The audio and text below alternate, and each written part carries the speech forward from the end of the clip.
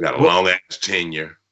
Yeah, yeah. Well, and I was going to ask you, in the '90s, you really became more prominent on the stage Right, show. right. Um, was that just something that was organic, or because I mean, you started doing some of the monologues that George had done, and You know what? Here's the thing. A lot of monologues are George, and most people assume that that's George. A lot of those monologues are like other people. You know, like uh, Ernie Harris. Uh, uh, I what's my man's name? I was in Florida, and this is what I love about P-Funk too. You could be somewhere, right? And you can meet this guy, and he says, "What are you doing?" You say, "Oh, I'm with P-Funk," and they say, "Oh, I got P-Funk history too." And I'm like, really? What have you done? And almost like I tell people now at shows, if somebody walks up and goes, I was there. Do not doubt him, or you'll look real silly at the end of the day. This guy was named, I think his name was Ed Sparkman. You know Sparkman? mm-mm. You ever heard of? It might have been Bill Sparkman. Bill Sparkman. Sparky. You ever heard of Sparky? He was a member of, I don't know. He told me, this guy steps to me, and he's a much older guy, that, like my dad's age, and he goes, "Hello there, my name's Sparkman, and I'm one of the original Funkadelic Gladiators." I'm like, oh, okay, cool. Says, I did the mouth organ. Wah, wah, wah, wah, right? Like, okay, cool. And that was my Woahe. So the guy said his name is Spark. Oh, wait a minute. Did he do that? Yeah, that's who did this. So you got this thing when you look at this thing and you try to find out which one of the Fab Five or the Fab 10 it is, and it's the 11th guy over here that nobody mentioned. And this guy was like, Woahe. He said that he said that he had to pick, I think, Eddie or Billy up for the session, and that was a day that their parents didn't let them come down there, so he had to do the session with George himself. But he's the guy doing the I was back out in Manhattan. Most people assume that's George. Because everybody wants to be. But George produced that. That's George's production. That's George's everything about it. But George had, like, which one is George Clinton? Maybe 20% of it. But which one is George's creation? More than likely all of it. But you know what I mean? Like, I watched one piece of your show, and it was the sax player. It was Dixon. Yeah. Okay. It was funny because Dixon was concerned that his solo, which is like a monumental, like the record is like over the top, and it's like you can't not contest how good this record is. But here's a musician who said, I played all the way through it, and I don't understand why they didn't leave all of it on the thing. Because there's the musician part, not the visionary. Those cats are, some cats are playing music. Some guys have just got vision. And I lean on the visionary and the musicians. They're gonna come, like they're gonna be there, because it's that thing. It's just like being a kid and wondering what which career you're gonna pick. What am I gonna be one day? Am I gonna be on the moon? No, I fucking don't want to be on the moon. So no, I don't imagine any of that. But I do want to be with this set of freaks over here. Not that I want to be in it, because I didn't want to be in it. I actually didn't want to be in it, and I asked not to be in it. And I was told, you do that because for what I wanted to do, that wasn't going to be available no more, because that took gangs of money.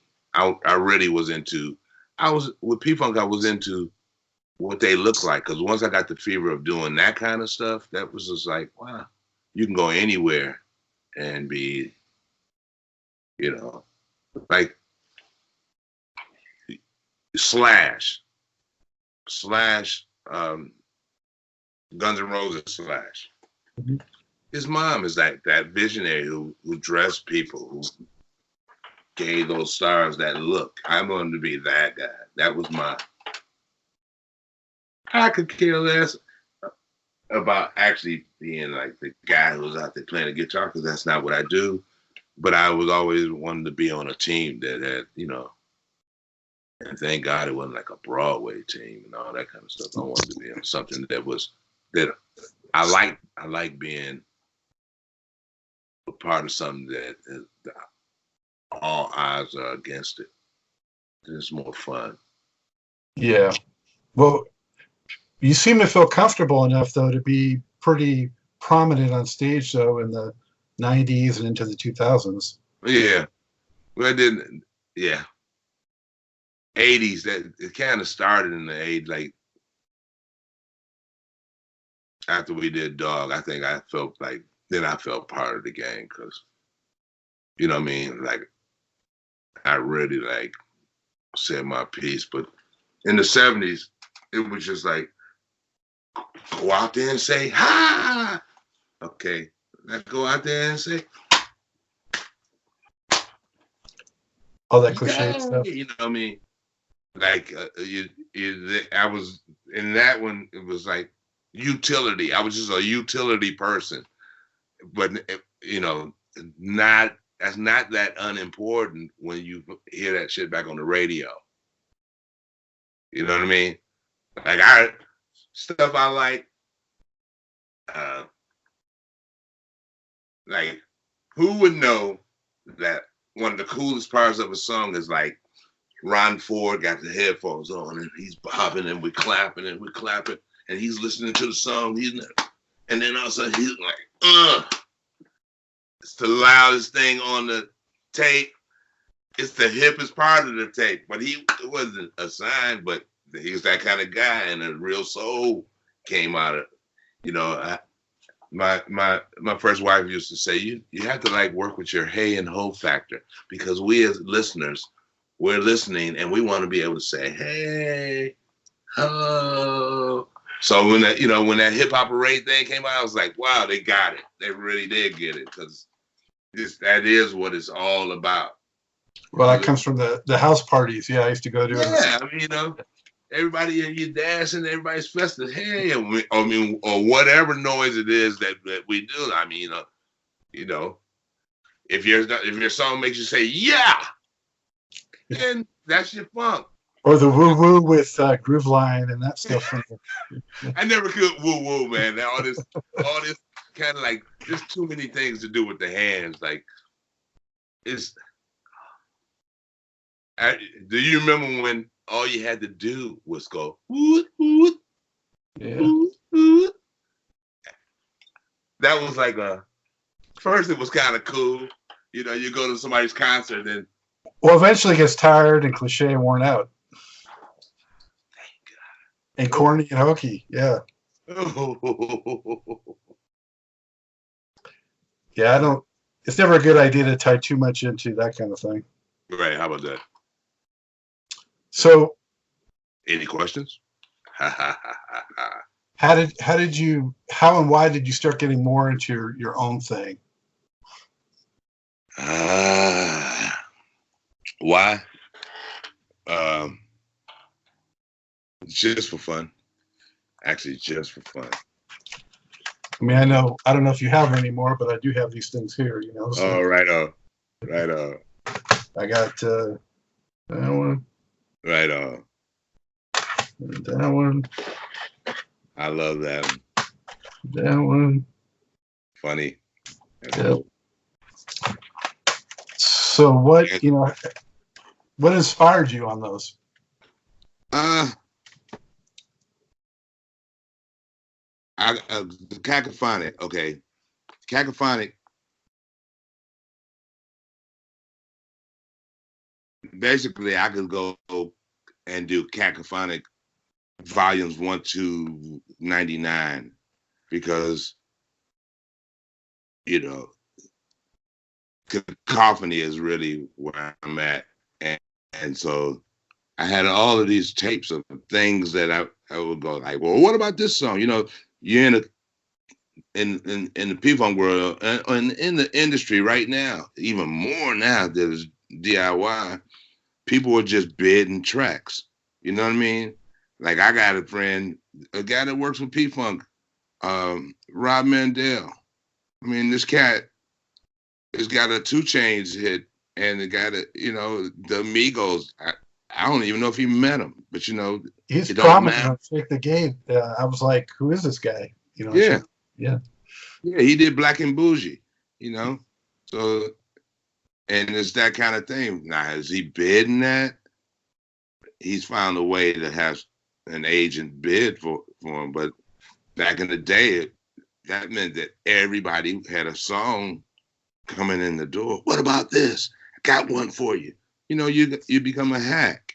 And I got my cacophonic thing was like just loads of stuff that was great ideas that everybody kind of didn't respond to. It's like, well, then F you, I'm putting it out like this and I feel good about it. And I own it straight out and I run my company. And no, I don't really need a Armin Palladium like the rest of these people who are like having nightmares with this guy. Who knows what that crap's all about. But why should I stand in the line for some self-proclaimed boss when I'm the boss of me, And I just like doing it because I can, and it's mine. It's called. I get to, flip my wee out in the wind. Like, look at that, and because that's all it is at the end of the day, One time I went for trying to do the record deal. It lasted for 1 year. I didn't like it after the day after I signed it. So I rolled it out and walked around like, hey, I got a record deal. It didn't mean shit. So I prefer doing me. I do me. That's why got inspiration.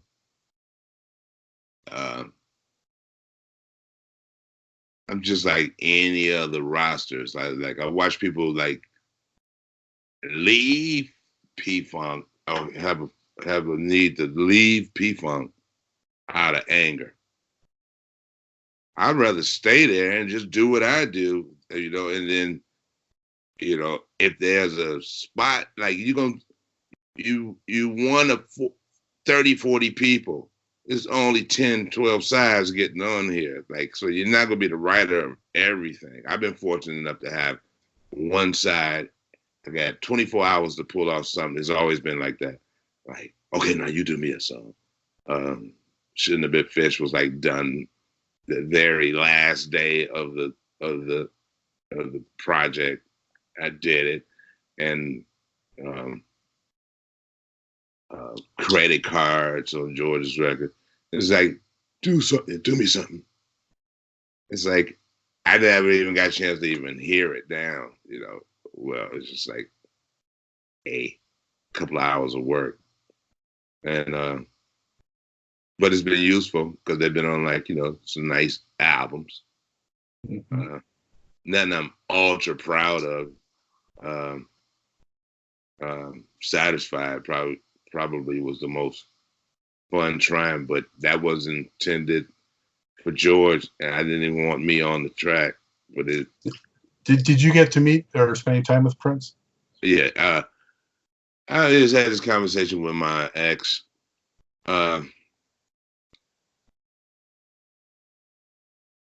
Prince came to the Beverly Theater. I was there, by the way, too. Yeah.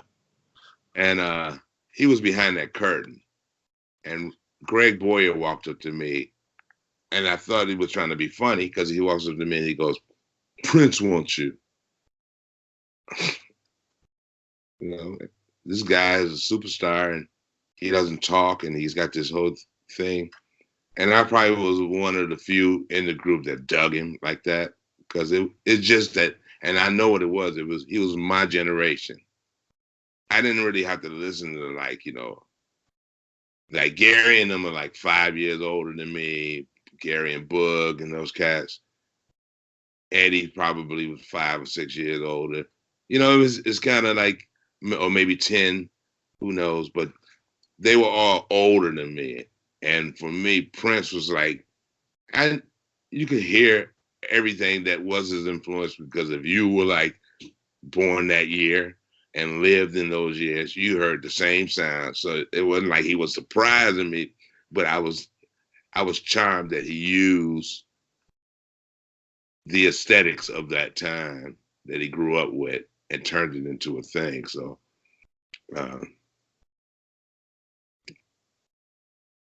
I met him first time was in St. Paul. He wasn't signed yet, but one of the cast that was working the show that we did in St. Paul was that guy Husney, and they were dropping the bad news on George that the electric spanking thing wasn't going to be panning out too well. He brought Prince with him, and I was back in the dressing room, and just this guy standing there, and he said, "But this is your room?" And I said, "Yeah." He said, "What? Nobody else get in here past you?" I said, "Nobody get in here past me. I decide who comes in." He was like, "Cool." And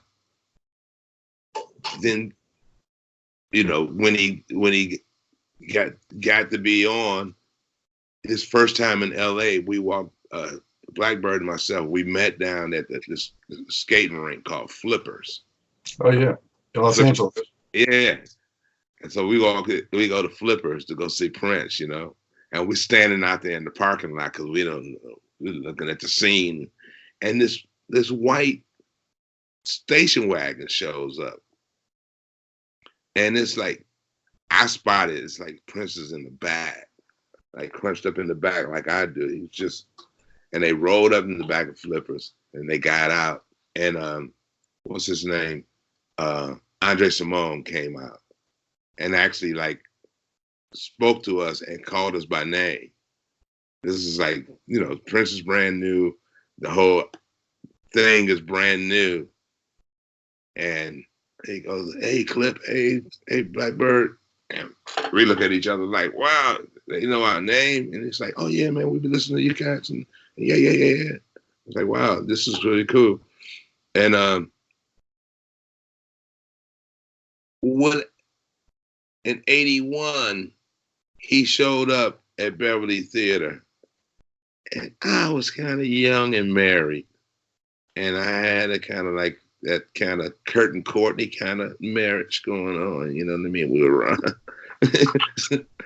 And I just remember him asking for me, and then I walked over there to him, and I said, "Hey, you wanna hook up?" And he said, "You wanna play?" And he said, "Oh no, I just came to see what the noise was all about."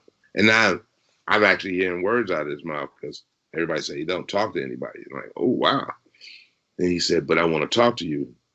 Now I never got a chance to hear what it was.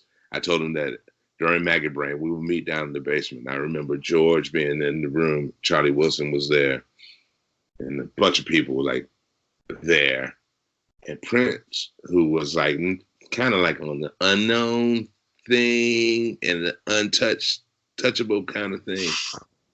standing there, and I want to walk up to him, and my wife at the time, she walks up and she goes, Clip, tell him to give you an autograph for my cousins. And I go, hold down for a minute, like don't, because I really want to hear what this guy's got to say. And she's going all over my back. She's going, you can see her head going, well, he could sign an autograph. I said, what, hold down for a second.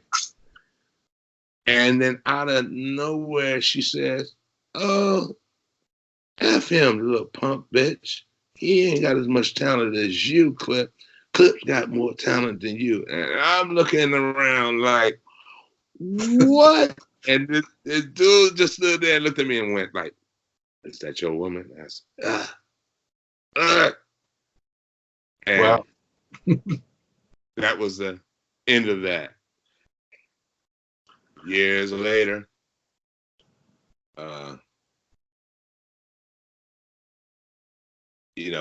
we got over there to Paisley, and you just see him.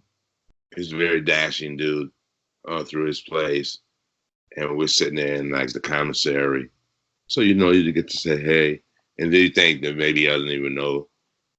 And one year they had us come to Paisley to do 4 shows. It was Blackbird, myself,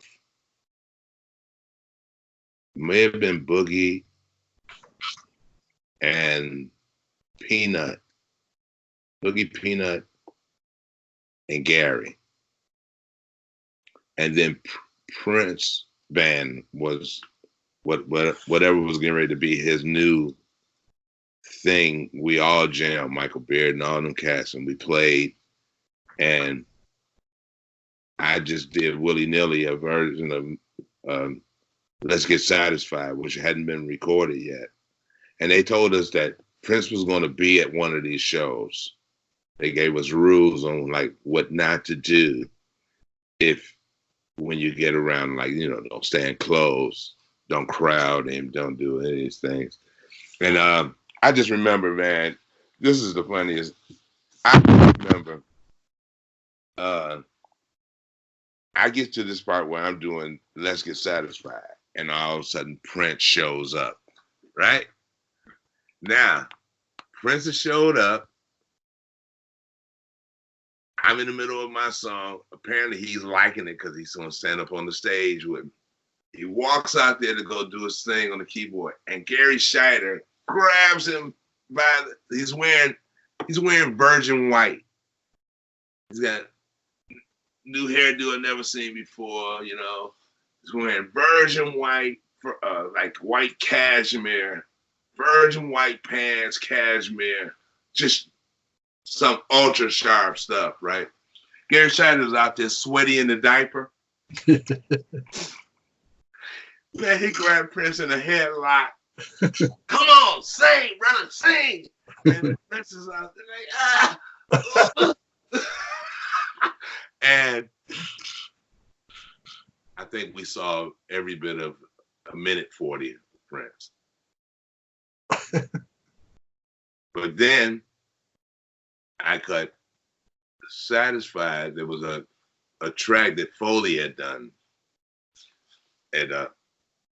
up there for George, and I decided to do Satisfied over it, thinking that I was doing it for George. And we did it. Really, I wanted Bootsy or Maceo to do this song. And Maceo, who was there, wanted to be more diplomatic.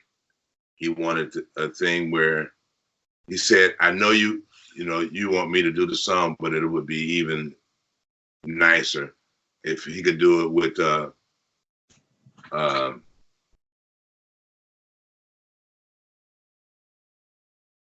Eric Leeds and Atlanta Bliss, and then there was what was the JBs. So it was like the old and new JBs all in one bunch. That's what I like about that song, right? And that was all us, just like, let's be cool about this and make friends. This is about shaking hands and Then it turned out that Prince was listening to us do it. So he had them send the slab over to him. I had a friend, this French guy who worked for Controversy Music, who had heard Prince messing with the song. And he sent me a tape. I hate that I lost this tape, but it had about 15 different versions of Prince flowing with the song, playing the organ solos all over it. Oh, wow. Yeah. And then when it was time for the song to come out, and they had the song prepared to be on the Prince Big Independence Day special on ABC, I didn't attend. I was in France. And the song had my voice blaring across it. And Prince had made this mix. So the TV mix ended up getting U.S. Custom Coast Guard Dope Dogs. I missed my whole thing with Prince. And then, so I just went, okay. Well, fast forward, Prince sends over some new slabs years later, which was Soul Psychedelic Side. Mm-hmm. So Amp and myself, we're actually, they sent the tapes and we're doing a lot of stuff over, like, he wanted us to overdub, like, new drum licks and stuff like that for him. And I'm still going wild. This whole time I haven't like had my time with Prince, you know? Like, to me it was like a disappointment. Like I was not having my time with Prince. And, it came so close. Yeah. And then one day we played this club called WWF in New York City. And it was a great show. The whole nine, it was a great show. And going to walk out of the place thinking that, hey, the show's over, we already killed him. And it looks like nobody's leaving. And I look over and it's Prince, and he's walking past me and he goes, "Clip Payne." I'm like, hey. And he walks back.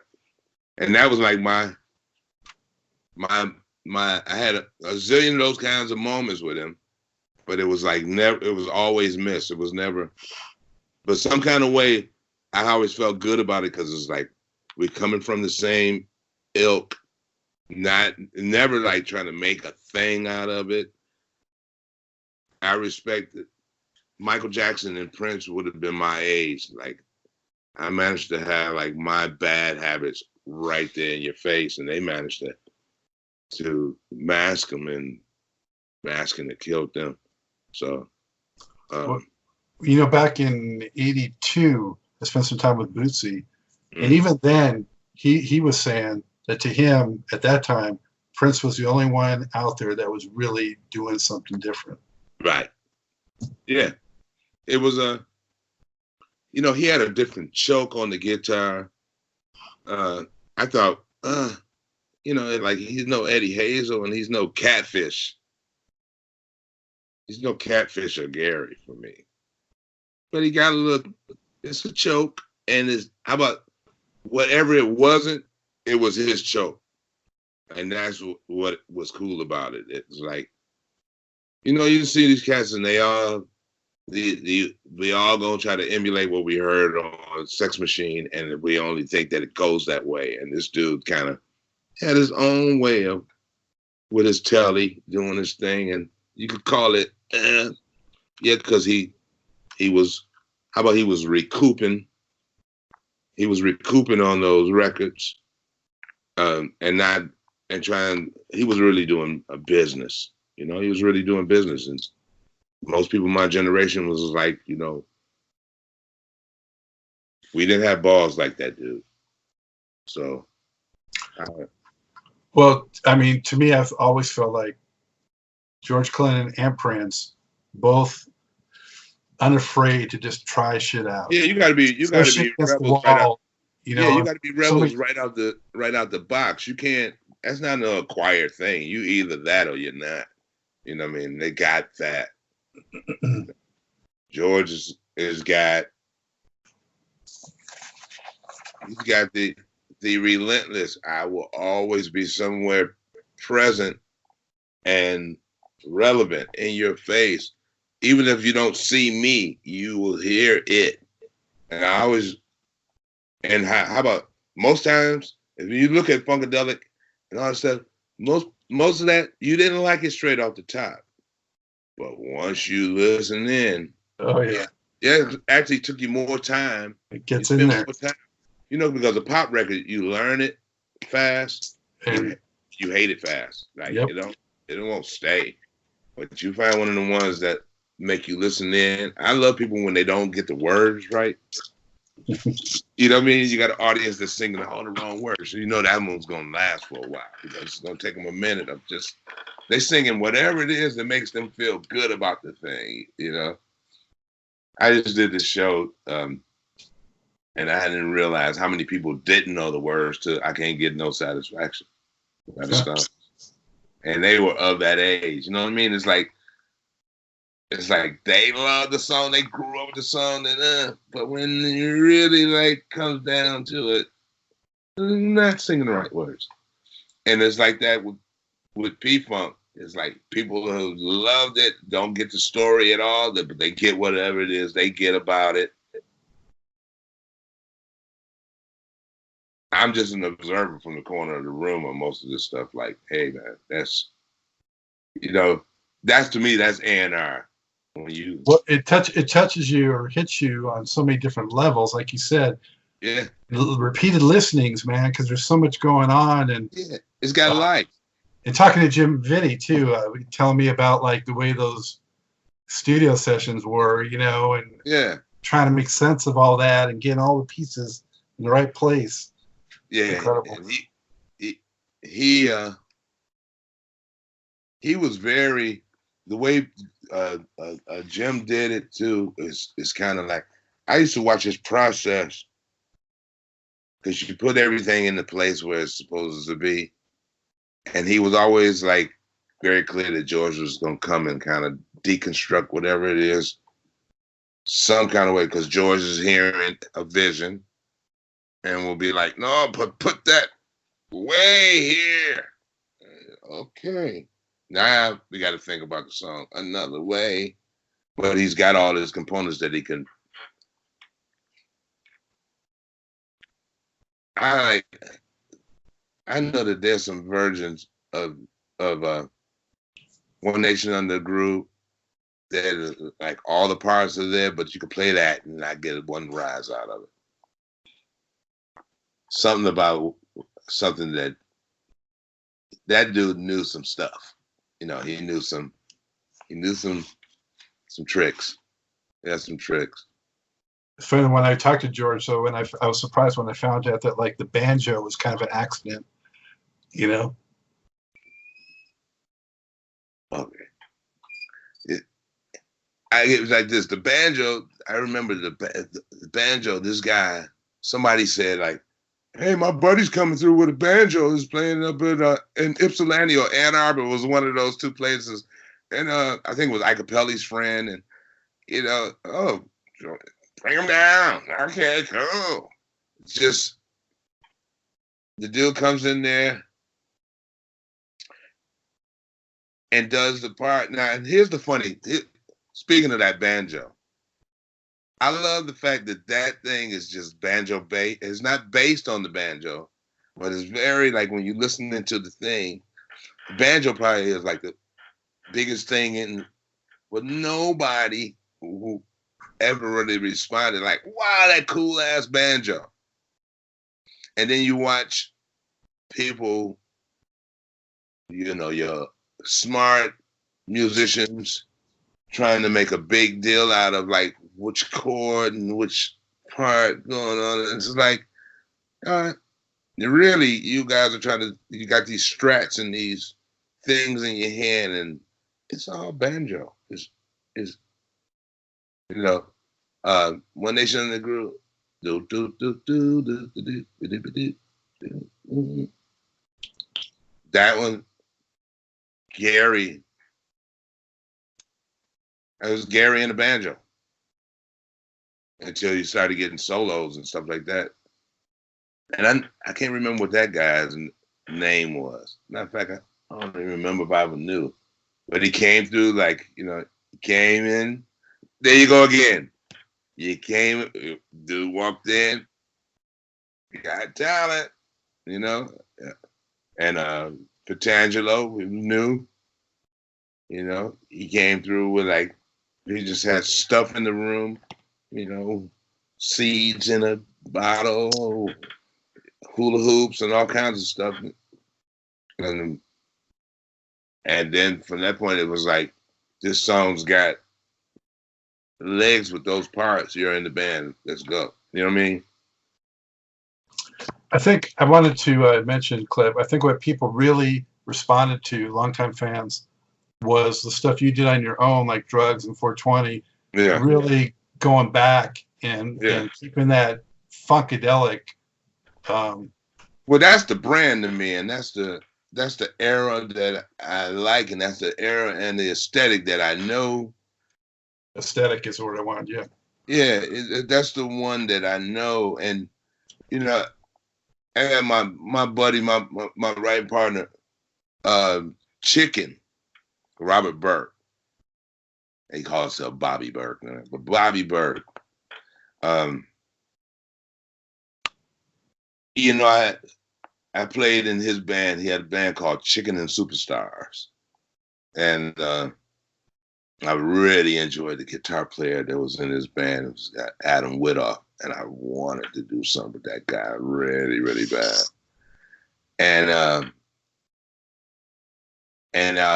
Chicken, I want to do something. You know, let's do something, because we were doing like chicken songs, and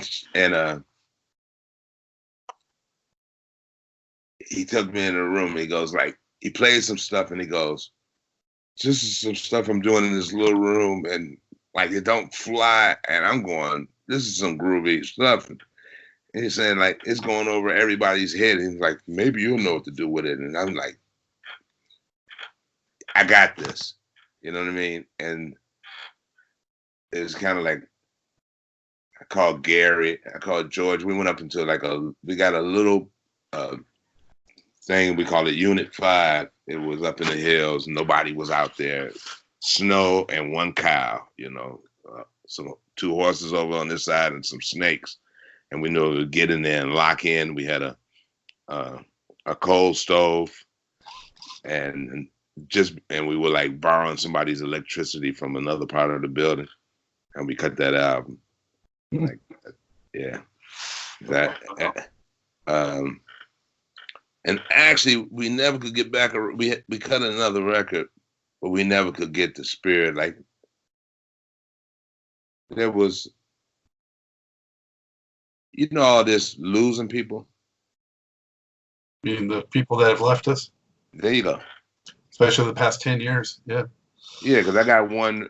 I just did one, and it was like it was a drugs thing that we had, and it was going to feature Belita and Gary. And so we still got to figure out a way how to approach it, but really good.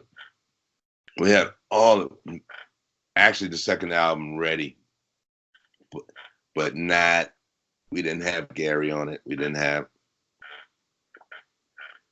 and the aesthetic was a little different, but no, the aesthetic is the same. It's just missing some people. And when you get to mourning like that, you know, when you get to mourning your band members, man, that's what I'm saying. Like, people ask the question, like, you know, you got any advice? It's like, I don't know, maybe love who you with right now, because they may not be there. And that's the funk too. I mean, my first about year and a half was like, and Glenn's dead. Now you have to watch the people that you're with, and they all got to answer like they knew Glenn's sickness and Glenn's story, and then I look at it and it's like Glenn's. Like there's another album. I heard another album that was either Quasar or Mutiny. That's not the one that I hear. Is that the one they cut originally? Glenn played me some stuff that I wonder where those tapes are. Really, really good. But it was definitely Glenn sounding. It wasn't P-Funk sounding. It was more whatever Glenn was presenting. You know what I mean? Like Glenn was it's funny for me because I listen to people and they just go into this Glenn thing. And yeah, when Glenn showed up, yeah, Glenn rocked it. When Jerome showed up, Jerome showed up. But I don't think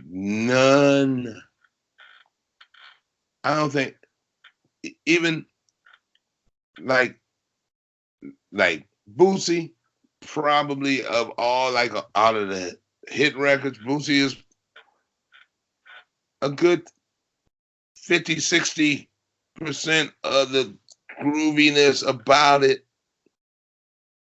But when without the different kinds of formulas that the doctor adds to it, even Boosie don't sound like the Boosie that we know as the Boosie aesthetic, like other than the ooh, I don't get the Boosie thing now, but I love what comes out. And I kind of love the fact that, well, I don't like the fact that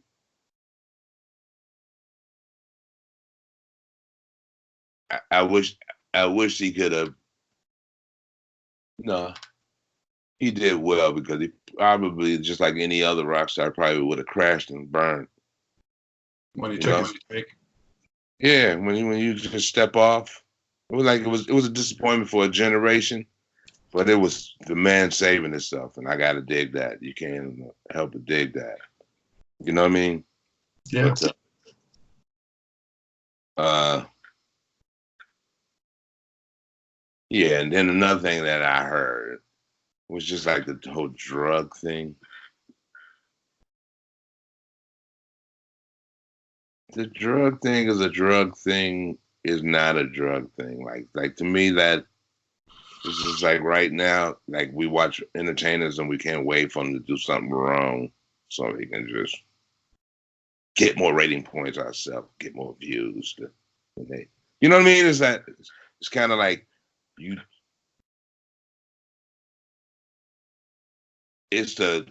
none of that's never changed.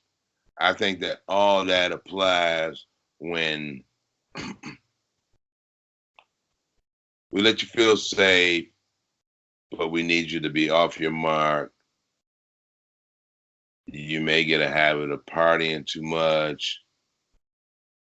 But I think some of it is just structured from people who do business. You know, let's crush them. Let's introduce them to some chick who says, I'll